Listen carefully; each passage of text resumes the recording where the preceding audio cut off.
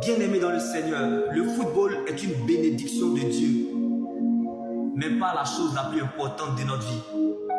Dieu enlève parfois ce qui brille pour nous donner ce qui sauve. Jésus est un refuge pour les nations et non une forteresse pour l'Église. Je veux m'adresser aux footballeurs, à ceux à qui la notion de foi a baissé, à ceux qui ne prennent plus goût à la vie chrétienne et à ceux qui sont destinés à la vie éternelle, de comprendre la portée de ce message.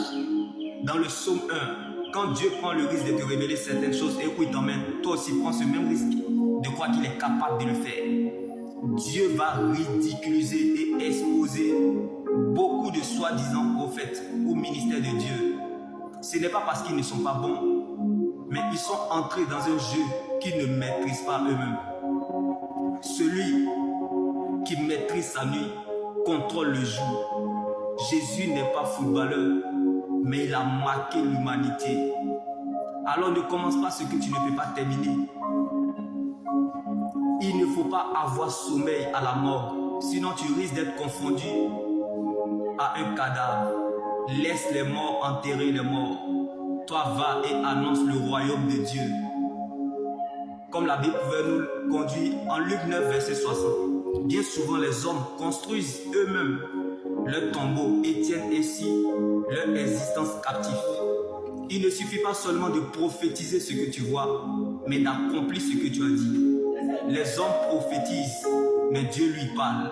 La seule prophétie qui n'aura jamais son but, c'est la parole de Dieu et la seule terre solide sur laquelle nous pouvons nous tenir. Donc l'endroit le plus sûr de toute la terre est la volonté de Dieu. Le football ne doit pas compromettre notre service et notre dévotion envers Dieu, exhortant à privilégier les choses d'en haut et le royaume de Dieu avant tout.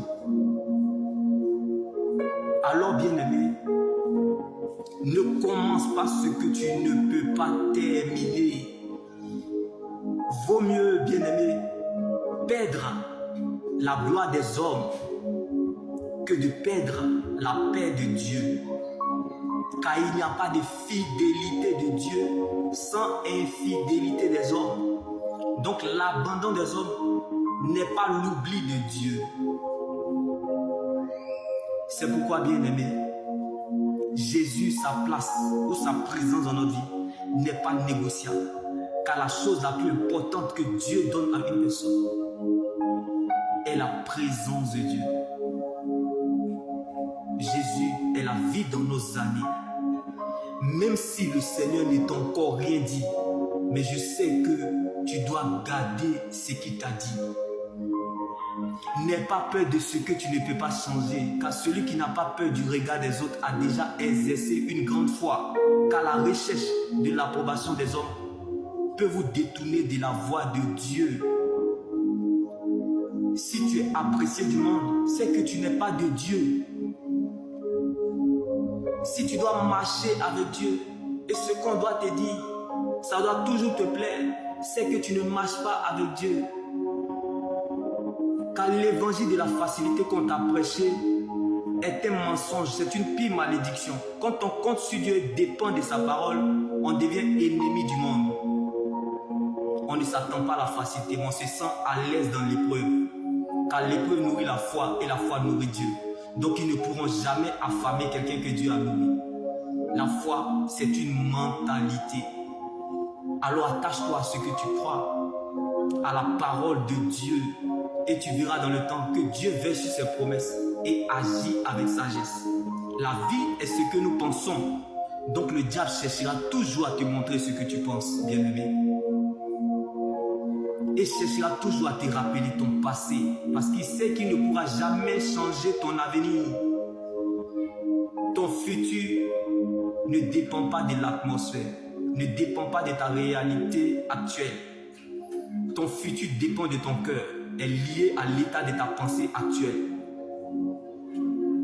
Donc Dieu ne te localisera jamais en fonction de ton passé, ni en fonction de ce que tu vis aujourd'hui, mais en fonction de ce que il veut faire avec toi. Dieu veut bouger avec toi. Ce que Dieu veut faire avec toi est plus grand que ce que tu cherches, espères ou attends.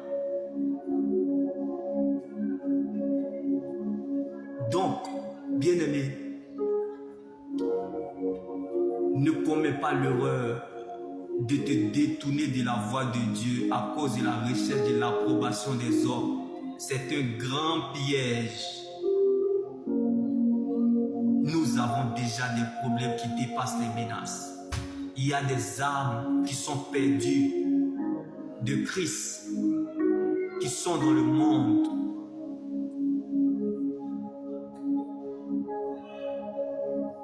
Donc tu ne peux pas combattre si tu n'es pas armé. Quand tu veux voir, il faut savoir regarder la parole de Dieu. Attache-toi à ce que tu crois.